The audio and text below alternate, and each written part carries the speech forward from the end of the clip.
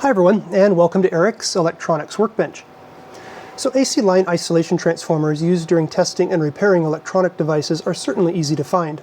However, you'll also find transformers not specifically called AC line isolation, but something like industrial control transformer or a similar name.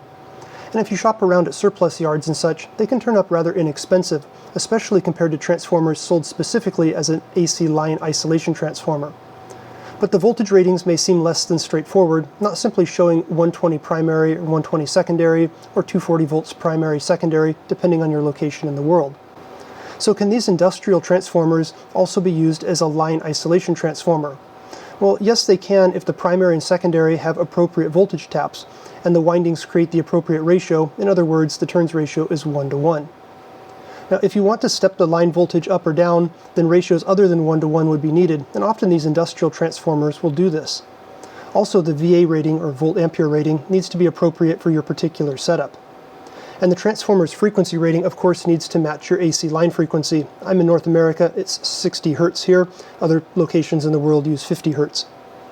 Also, make sure the transformer is not an auto transformer, which is not isolated at all. So as an example, let's look at this 2 kVA or 2000 VA industrial transformer made by Heavy Duty Electric division of Sola Basic Industries. So first, we notice one side is marked X1, X2, etc., and the other side is marked as H1, H2, etc. So traditionally, H is the higher voltage and often primary side, while X is the lower voltage or secondary side. But either side can actually be used as the primary as long as you don't exceed the voltage and current ratings. So in this case, by connecting appropriate jumpers, the H side can be set for 240 or 480 volts, and the X side can be set for 240 or 120 volts. So if we connect both sides for 240 volts, we'll have a 1:1 ratio. But here's the catch. When we operate it at 120 volts, we can't maintain the full 2 kVA rating. So why is this? Well, at 240 volts, the original rated voltage, and 2 kVA, the current is 8.33 amps. And that's calculated by the VA rating divided by voltage, and that equals current.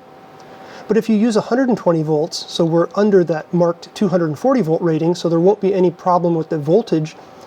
But again, if you're using 120 volts, and you try to maintain the same 2 kVA rating, the current would need to be 16.67 amps. Well, this far exceeds the transformer's capacity. But at 120 volts, 1 kVA, that's 8.33 amps, right at the maximum rating. So when it's operating at 120 volts, the VA rating is half the marked value. So let me get this plugged into my Agilent 6812B AC power source, which is set to 120 volts, 60 Hertz, and that provides an isolated output for doing this test. So I have this connected over here to this plug. There we go. And the AC power source is on. So you can see the line coming in over on this side right here, and it's showing 120 volts. So let's take a look at the secondary voltage on this side. Let's move these test probes over.